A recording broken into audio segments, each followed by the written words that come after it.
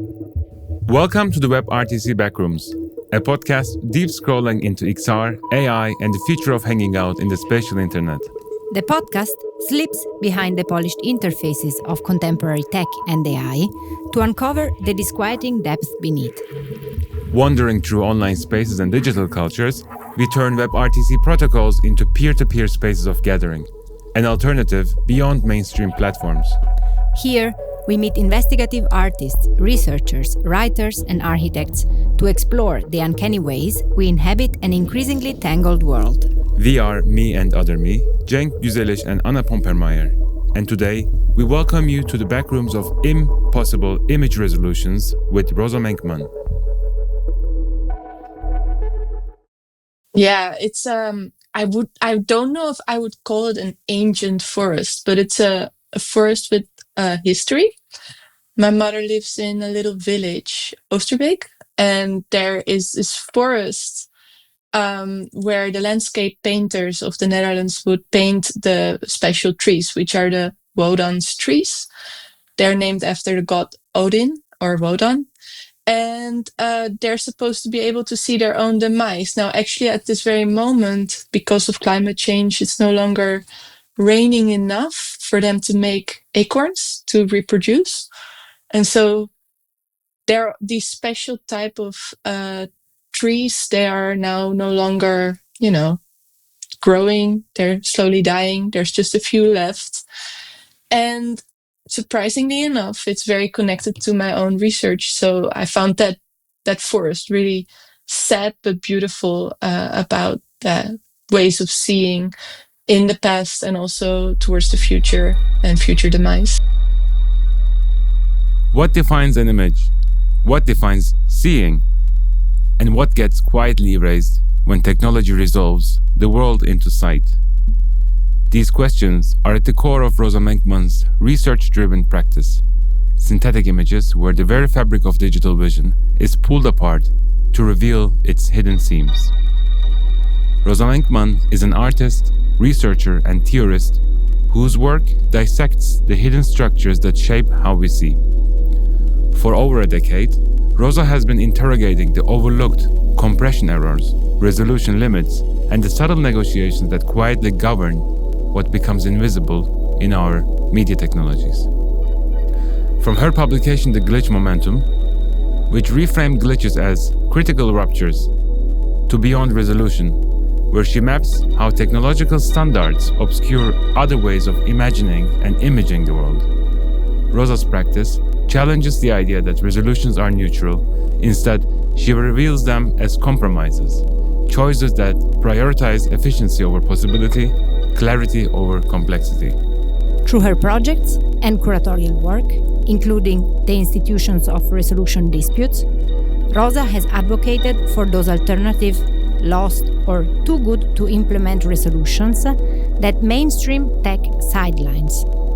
Her installations and writing expose how vision technologies, be it computer vision, 3D rendering, or streaming protocols, always come with invisible trade-offs. We couldn't imagine a more fitting guest to begin our podcast with. Thank you, Rosa, for joining us today. It's great to have you with us. Welcome to Thank you for having me. Our backrooms. Let's start by talking a little bit about the format that we are in. So the format of this podcast. It is something that instead of being what we could say a flat video call, is more a shared space that is a point cloud space in our case.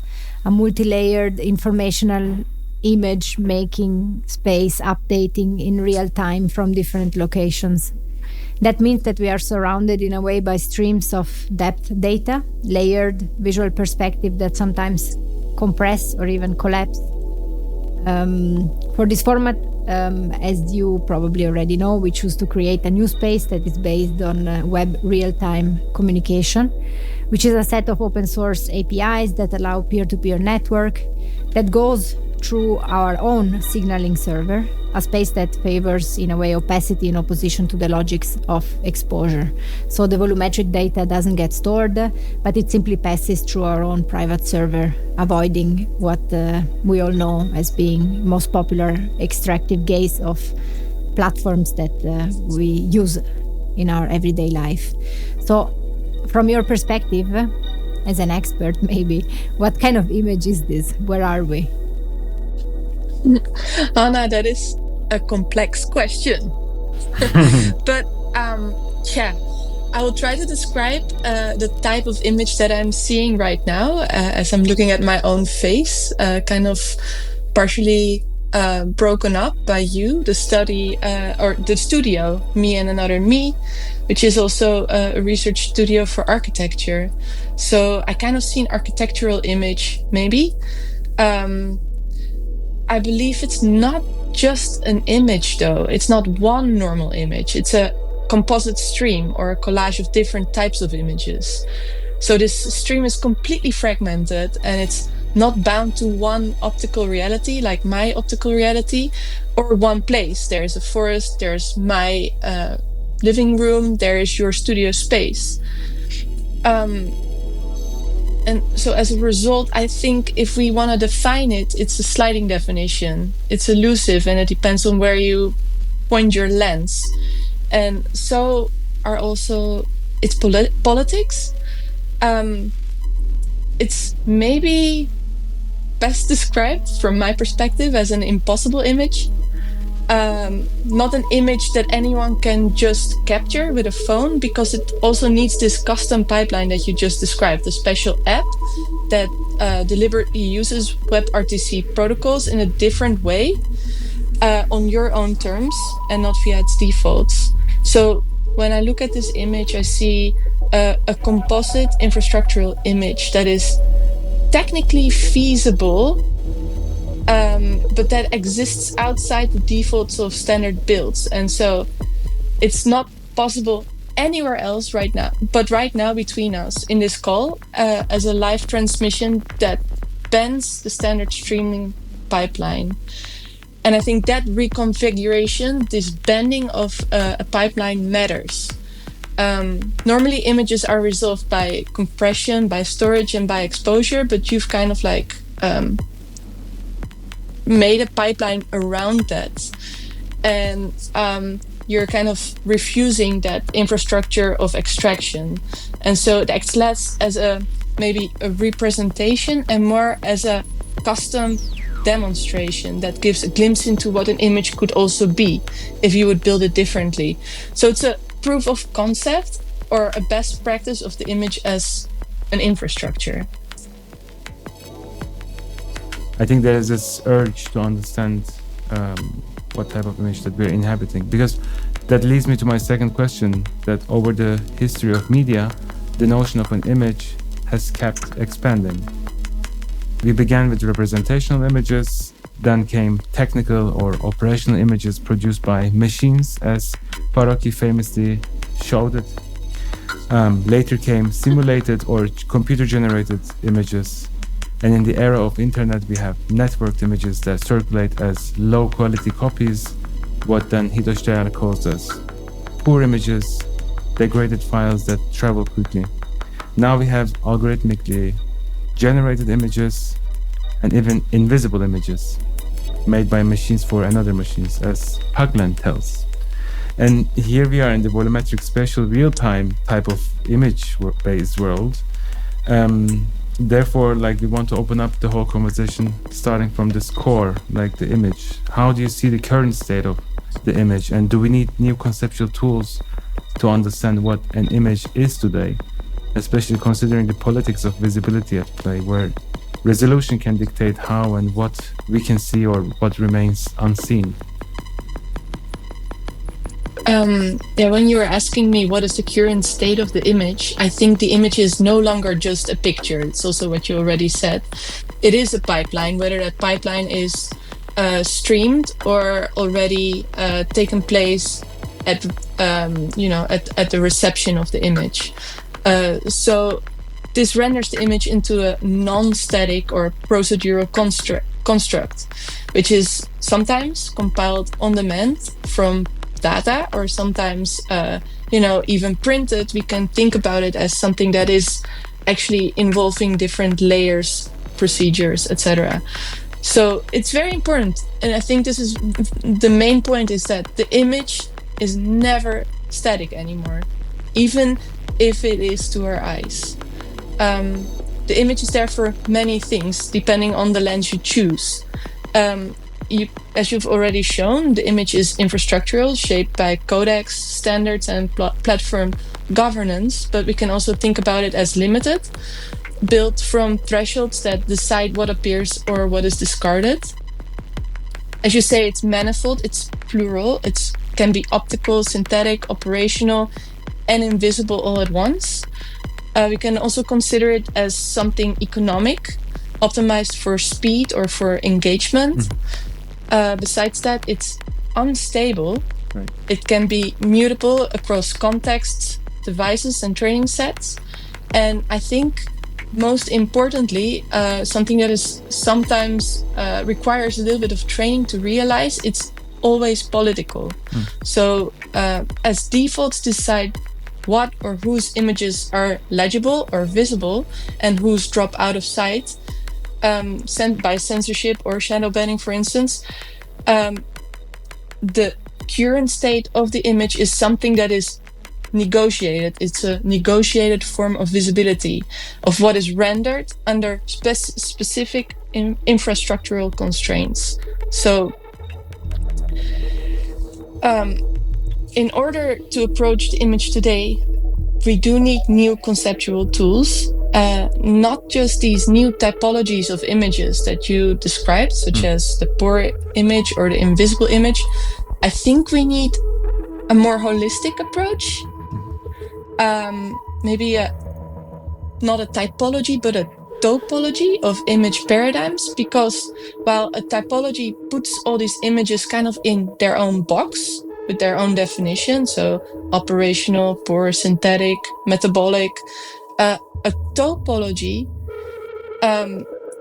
changes the question of the image from what kind of image is this to what is the architecture of the resolution? How is the image resolved? So it analyzes, or it allows to analyze the image rendering pipeline, and then also kind of see what are the limits values that are in action or in operation. And so it can help us map the different types of images, these different types of images that we've defined, and how they bleed into each other, where the poor image becomes a metabolic image, or the operational image folds into an invisible image, or a synthetic image is also a discorrelated image. So resolution studies, I think, can give this framework to point at the rules that govern the images that appear, that circulate and disappear, and that we keep giving names, but then can offer us like a more useful kind of tool to consider them in relation to each other. So we all know that you've been very much involved in glitch art and what you call resolution studies for years. For someone that maybe doesn't know you and doesn't know where you come from, what first drew you into the aesthetic of glitch and into the idea of resolution, and that resolution, in a way, the basic format and setting of our images, hides behind itself also important stories. So how did your journey into this begin? And just to adopt the language that I've been using throughout this interview, I would think about my career as a pipeline, and that means that there is certain moments in your career where you kind of pivot, or you include particular lenses or expanded lenses. You guide your output to a particular form or shape. So around 2005, or in 2005 actually, I saw this solo show by Jody.org in Montevideo at the time. It was called World Right Wrong, and it inspired me so much that I actually wrote my master thesis on it. trying to pinpoint what they were doing. And because I didn't understand what they were doing, I had to kind of redo it. So I started to work really with glitches or rebuilding their glitches around that time. That resulted into me starting to VJ, so doing live visuals in, like, let's say, festival and club contexts around 2007. So I was like VJing with circuit band video mixers. I was playing videos that were completely broken, at least aesthetically. And this type of practice really taught me to see the seams or the limits of what technologies do and are. And so it made me think a lot about not just how I can make my audience engage, but also how my work can maybe trigger them into asking questions like, how was this meant to be looked at? What am I looking at, and what is it showing me? I think around 2012, Kanye West really popularized the glitch. It really became part of popular culture, and effects like data moshing and pixel sorting became so mainstream that, to me, it became a bit claustrophobic, maybe, to keep having to offset glitch as a tactic versus glitch as a popular effect. So I wanted to kind of expand my practice. And so that's how I was thinking about where the glitch sits. And to me, the glitch is really a way to show what resolutions are at stake. It's a way to kind of break open the pipelines where resolutions are set, and then to see what affordances and what compromises are involved. And so in 2015, I founded the IRD, which are the Institutions for Resolution Disputes, which is also really an active formulation of the shift from glitch to resolution studies. So from the broken picture to maybe the conditions of appearance, or from the artifact to the format. And I started to reformulate these questions under resolution studies.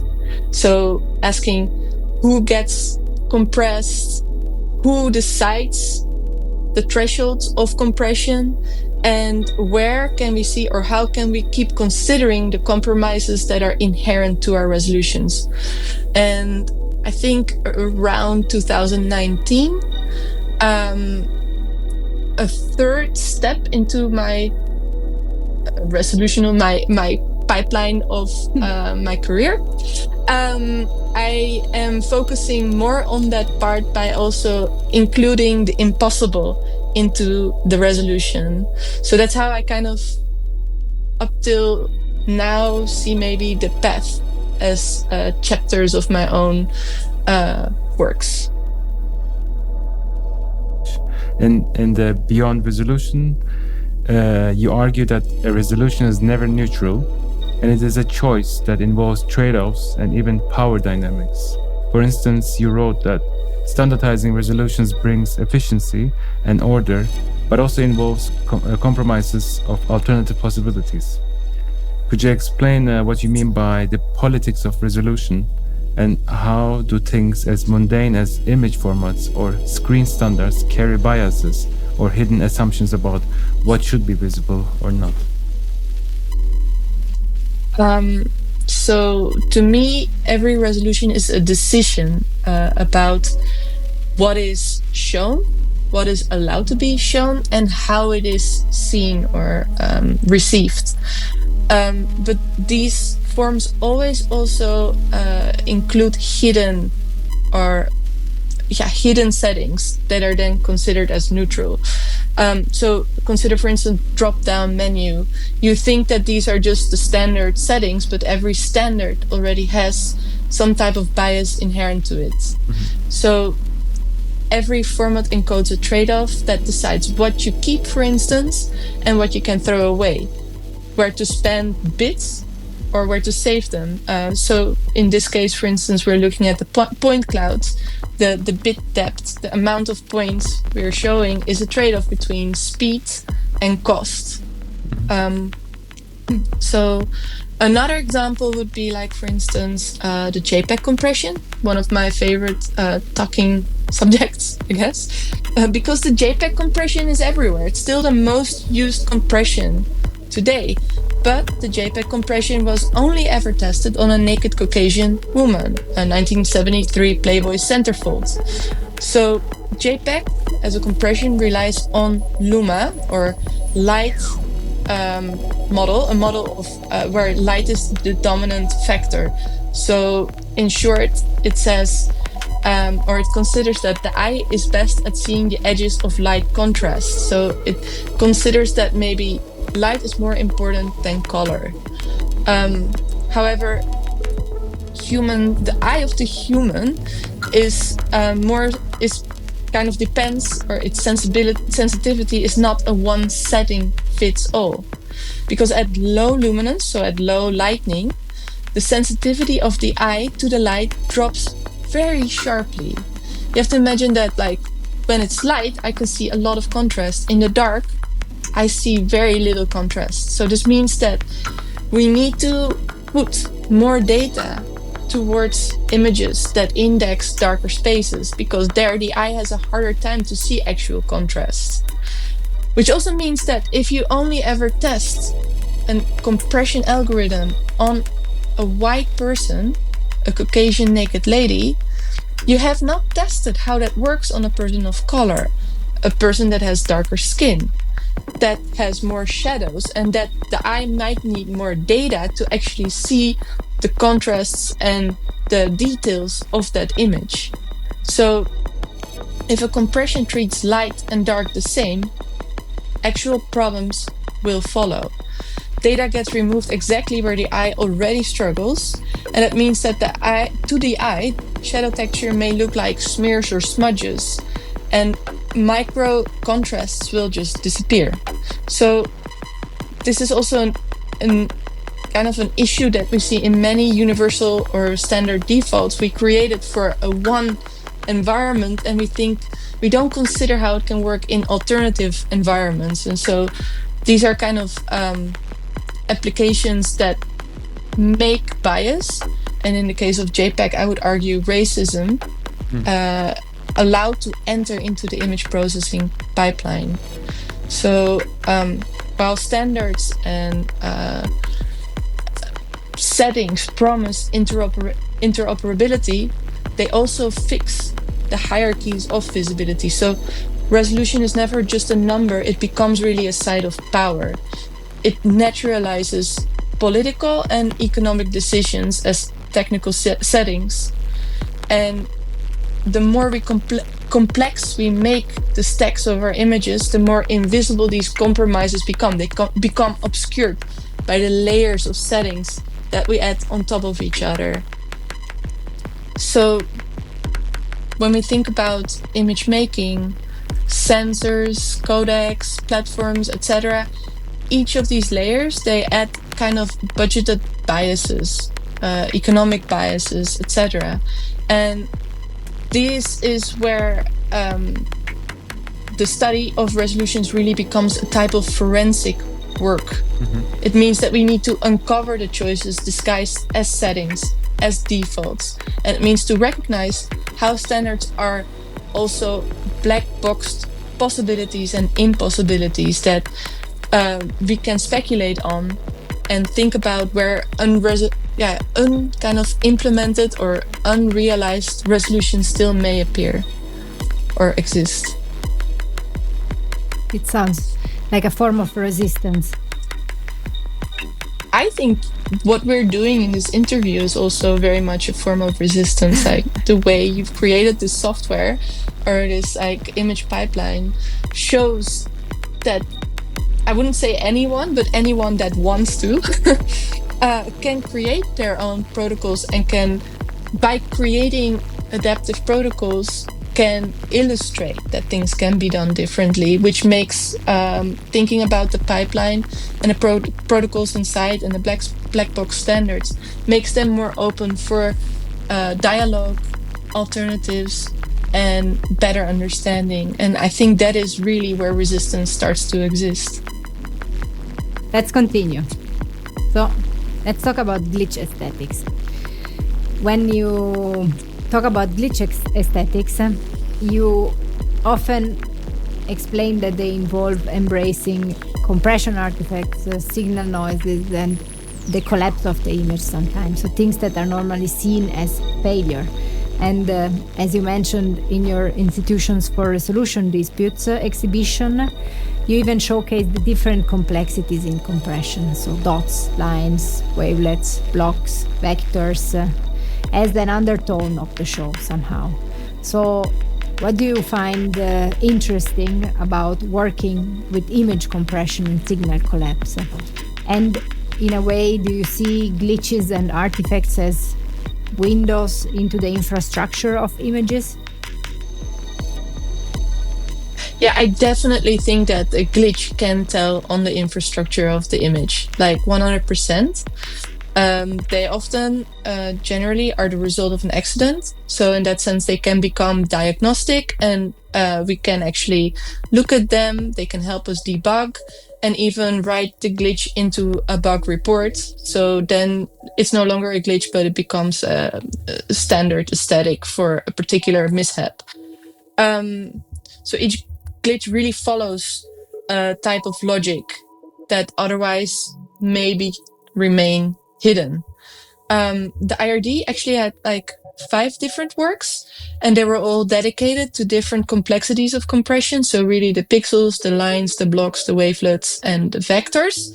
Now, this was 2015. I think around 10 years later today, we might be adding other complexities still, but they mark different types of power or modes of visibility that were, depending on the works, they were really talking about instances of scale, scope, which was in the case of a work that was called Myopia. There was also steganography and considerations of pattern recognition and how these types of, how would you say, like operations make particular things visible and others not. Just to name a few examples. Mm-hmm. It feels like coming back to the same topic though, but about the format, spatial format of the podcast that kind of carries the boundaries of resolution and image format, since we are streaming live 3D point clouds of our conversations and of our spaces. So we are essentially turning our dialogue into a kind of shared point cloud so that listeners can wander through. And from your perspective as a resolution theorist, what does it mean to transform a conversation into a volumetric and navigable image? Does experiencing an interview as a 3D environment change how we might understand it compared to a traditional flat video or audio? And we are curious if you think about the resolution of a point cloud, not measured in pixels but in depth points and spatial fidelity, and whether this represents a new paradigm or alternative rendering that connects with your beyond resolution ideas. Yeah, I think very important to this is that it is not a one-way transmission. We are all in a composite shared environment that also a viewer may be able to enter. And so here resolution is definitely not a sharpness. It has something, it could be just sharpness, but I think you would miss the importance of the software that considers also a form of orientation, of movement, and also of relation. So questions of how well you can locate yourself, how you can move between different voices, and how the space holds particular context become of importance. So it's the dynamic of the transition that shifts the viewer from a way of watching to maybe a way of entering the conversation. And that also reframes their form of authorship with the podcast, right? Yeah.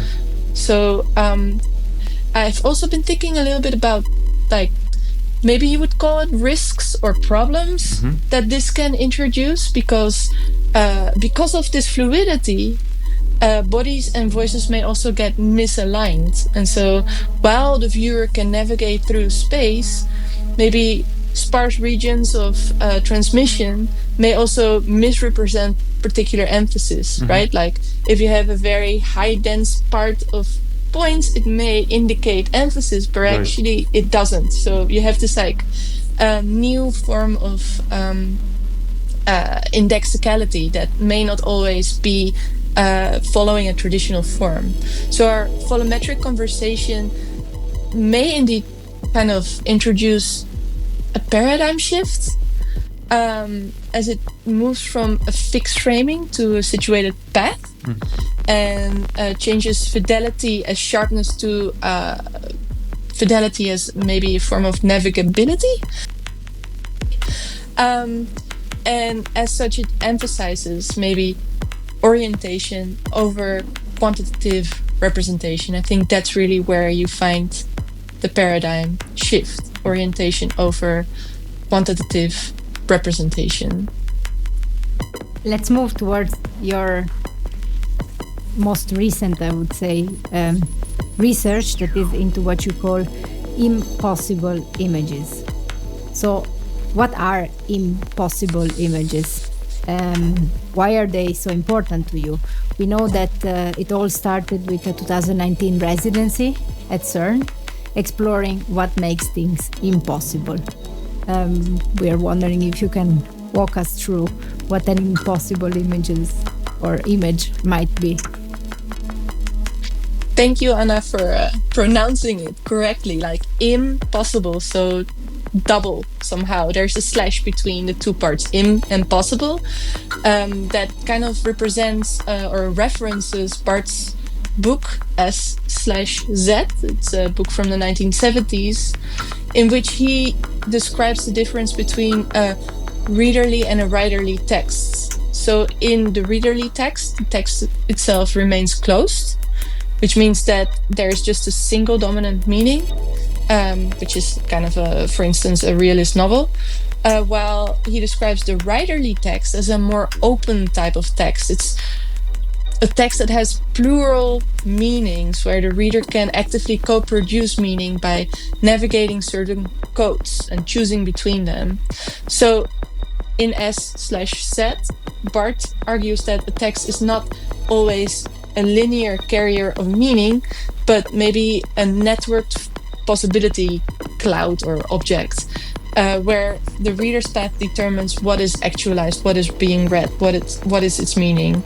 So now we've kind of established that images are no longer static. I am also considering if we can kind of invoke a similar concept about images and the image processing pipeline, in which every step always introduces compromise.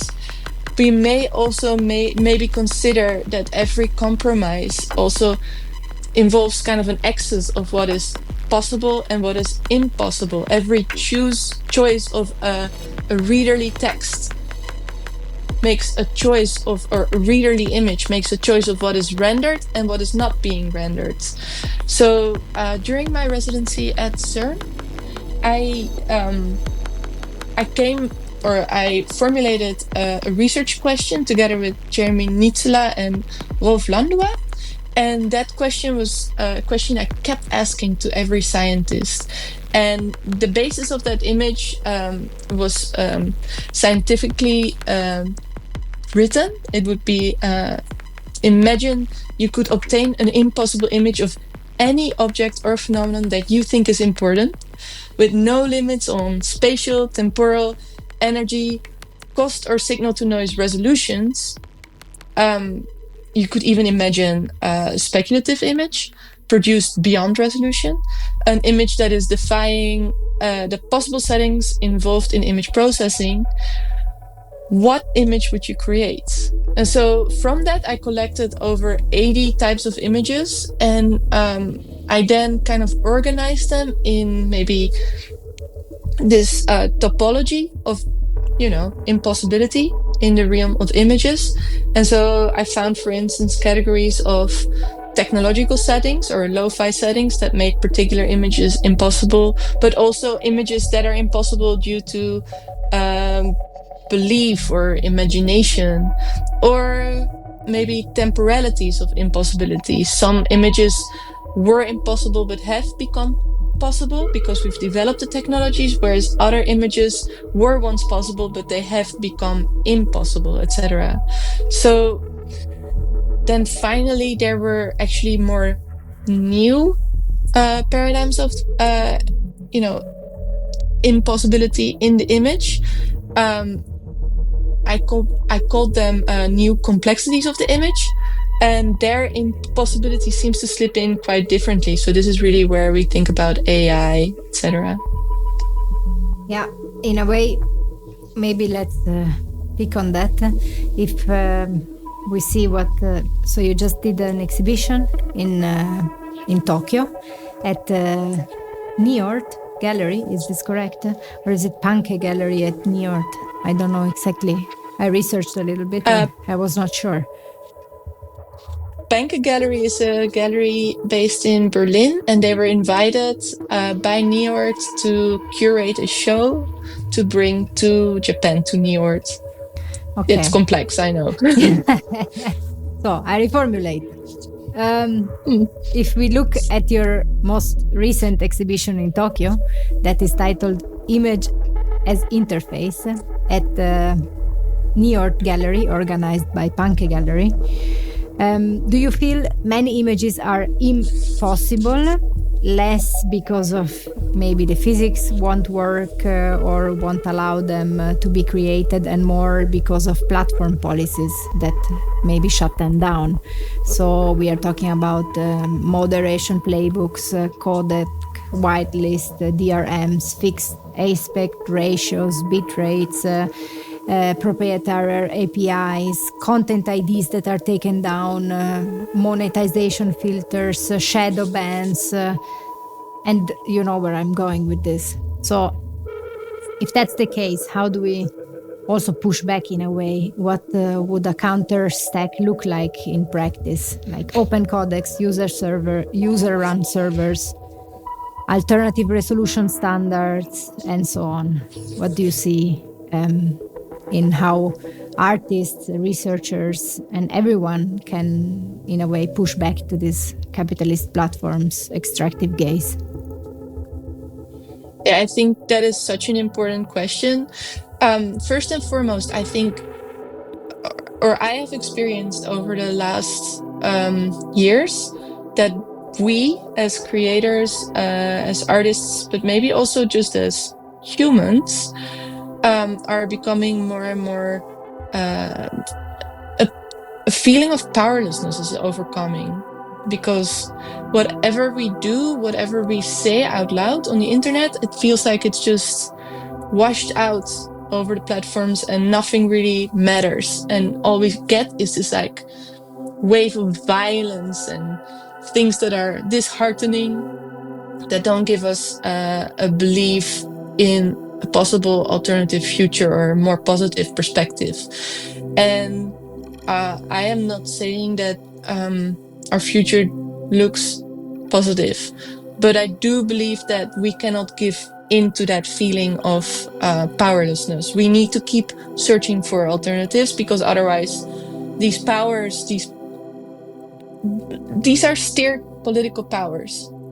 These are feelings that are built by the platforms purposefully, so to make us less active in a way.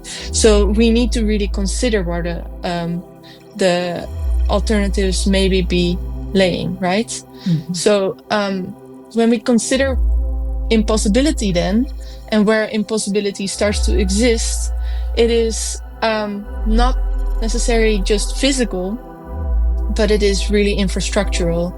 I was really struck by this text by Nora Murku, The Image as a System, where she writes, the image does more than just represent, it now manages us. It determines what kinds of speech appear plausible and what kinds of futures seem still actionable. We're part of the image now. We're not outside as an observer, but we're both audience and actor. So we shouldn't ask what the image says. We should ask what it does, what kind of actions it permits, what kind of worlds it makes and makes feel inevitable. She also states, with images that govern, meaning isn't contested, it is overwritten. And democracy doesn't collapse with violence, it now dissolves in perfect resolution. So, taking those words as maybe guiding, because I think they're very, very powerful, the alternative resolution is really where the power still can be caught, where activism or some type of pronunciation can still be made. And so this also maybe makes us have to recast this conversation, as we have to consider that a lot of images may be technically possible, but they are just made operationally impossible by means of washing out of our streams, as you said. But more importantly, so maybe the images that remain possible, that make us think we are getting kind of a voice within the platforms, are actually images that are still allowed. So they make activism kind of standardized and as such kind of blunt, like it loses its edge. So we need to really completely renegotiate where action in the image can exist, where it can lie, where we can find it and take it back. So that means that if we want to stay inside the platform, we need to reformat maybe our images to teach about infrastructural literacy and make these defaults negotiable and also disposable. As you mentioned before, I also believe that there is a lot of power in us starting our own platforms, our own softwares, etc. But just to speak from inside the platform, which is where I think 90% or 99% of our images live, I think it's really about a negotiation of literacy and disposability. Yeah, and I think it's also important. I mean, in a way, there is this two-sided thing, no? To exit the platform or to stay inside the platform and still act in the platform. Although there are shadow bans, although everything gets more and more equalized. But in a way, exiting completely the platform also means letting the platform be governed even more by voices that we don't want to govern it. And it's such a double-sided sword that I don't know where to position myself often, you know, or I see the both sides and I don't know. I mean, it is very honest. I mean, pointing at the double-sided sword is the action. Yeah. And like, as you're pointing at the double-sided sword with your broken platform, with your platform that breaks the standard, I mean, makes for literacy, for alternatives. It doesn't just do that. I think it creates space for alternative image making forms that also takes out the numbing of the platform where activism becomes standardized, right? And because I think that's really one of the points that Nora is also making. It's not just the shadow banning, etc. It's that the moment you do get a voice, the voice is already filtered to be conform. And so activism itself becomes very abstracted and very, it becomes a matter of following the standards. Yeah. And that is never what activism can be. So by making forms that illustrate this double-sided problem, pointing at the problem, creating the problem, and maybe even creative problem creation, that is where we expand the conversation still. Speaking about the kind of eye of the platforms, or the kind of the identity of the platform. So it makes me think of your other projects right now, like, ways of seeing and mythical ways of perception, and that goes beyond the human gaze, or human ways of sensing the world.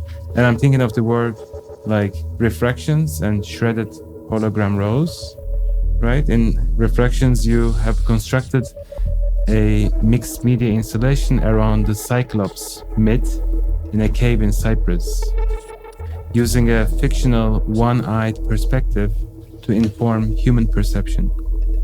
And in the shredded hologram rows, you reference the idea of a hologram Penrose stairs to nowhere, an impossible endless staircase, which you frame as what engineers simply call progress. These pieces are evocative and metaphorical. So how do mythic narratives help you investigate the limits of vision and resolution? For instance, what does the Cyclops' single gaze let you reveal about how we construct images? And how does the Penrose stairs, a looping illusion of progress, relate to our pursuit of ever higher resolutions or new image technologies? I like that you said a fictional one-eyed perspective, because I doubt if this is just purely fictional. I'm thinking about alternative eyes, and we have a lot of alternative eyes around us. Like, think about antennas, etc., and they're very singular. But anyway, it just depends on how you define the myth, define the fictional myth. And I think about myth more as a tool for the creation of lore also, and how in that perspective an algorithm is always tied to a time and a place, and as such algorithms can also be considered as myth, right? They're iterated until they feel kind of normal, standard, indisputable. They become also their own type of lore. So via mythology we can write lores, and this is basically just code repeated until it feels like a natural kind of construct or reference. So for my research on refractions, I started it during my AMOP residency with NEEM in Cyprus, where I proposed to study contemporary cyclopses as alternative ways of seeing. And I think it's really important here to realize that cyclops is not singular. It has they have mutated across history. So the first ones are Brontes, Theropus, and Arges, who were the three makers of thunder. There's a few more cyclopses in Greek mythology, but then there's also, for instance, Odin, who is the Nordic god Wodan, who became a cyclops by choice when he traded an eye for the vision or the knowledge of his own demise. And then when I went to Cyprus, I came with this concept of more contemporary cyclopses, and I found actually a cyclops that is cyclops.cy. It's a geohazard monitoring system that uses corner reflectors as reflectors and radar kind of passes, which together create a network that measures and detects the shifts of the Earth over time. So they call themselves kind of a system that monitors the Earth, protecting it for tomorrow. I also found another cyclops, which was the security cyclops, which is based out of Larnaca, which describes itself as the Center for Maritime and Port Surveillance. It's a system that is right now widely used in support of Israel committing a genocide in Palestine. So, if anything, this really illustrates that not all types of vision are care or good. Some types of vision are really out for control and violence.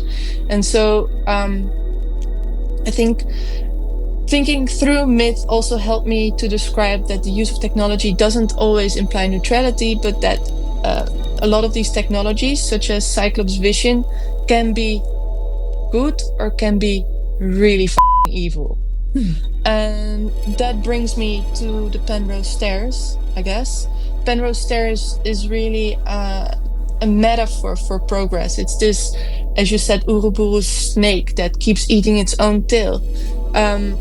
The Penrose stairs, I first used it in a work titled Hilitla, which I made in 2013. It was a video game. It wasn't a video game. It was a video performance tool.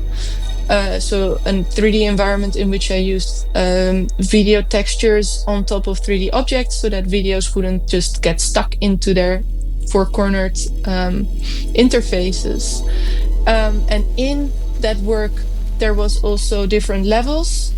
And the protagonist, the angel of history, at that point already, Janus had, being able to look towards the past and towards the future, she would be able to climb these stairs. But if she would fall off the world, she would be spawned on top of the stairs. So it was this like inverse progress, where if you would fall all the way down, you would enter on top. So the loop, basically, that keeps us busy every day, all the time. And the hologram, or the shredded hologram rose, also sits inside that loop, because it's also built, or it's also a story about the layered complexity, in this case, of the holographic image, or in 3D image, that is broken and has this like endless kind of development towards being the best, but then development also always introducing breaking of the old, and so progress always also being destructive. Yeah. So my question goes still in the same kind of train of thought in the AI landscape and the social media that is now flooded with sloppy AI images and all sorts of AI generated images, that somehow it feels like we are already struggling to make meaningful content visible on social media platforms. So what does it mean to flood these spaces even more with AI generated imagery, especially when we know how easily such content can be weaponized by political forces? And then half of the internet is already run by a bot that shapes all sorts of trends, that simulate influences. And then if you now pair it with image generation models, or like video generation models like VO, that generates extremely realistic video content, well, suddenly we end up with like an internet that is entirely generated or generative. And I think you gave me once the statistics, Anna, that already more than half of the internet imagery right now are generated rather than created. So where do we then locate the source of information or of trust, of shared knowledge, if images cannot carry this anymore?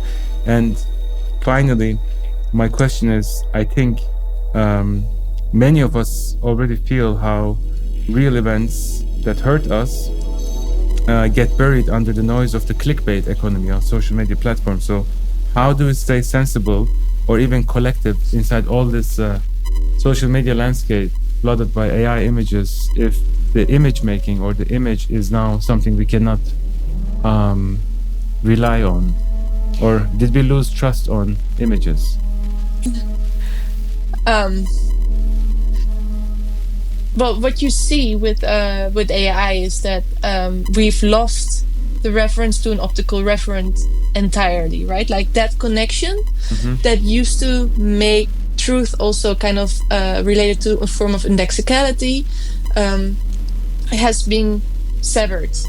And that means that the rules of photographic evidence, of forensic evidence making, have been severely undercut, changed. And we see that the internet has now become kind of a graveyard of the systems that we've worked to get into place, of what forensics with new technologies can be.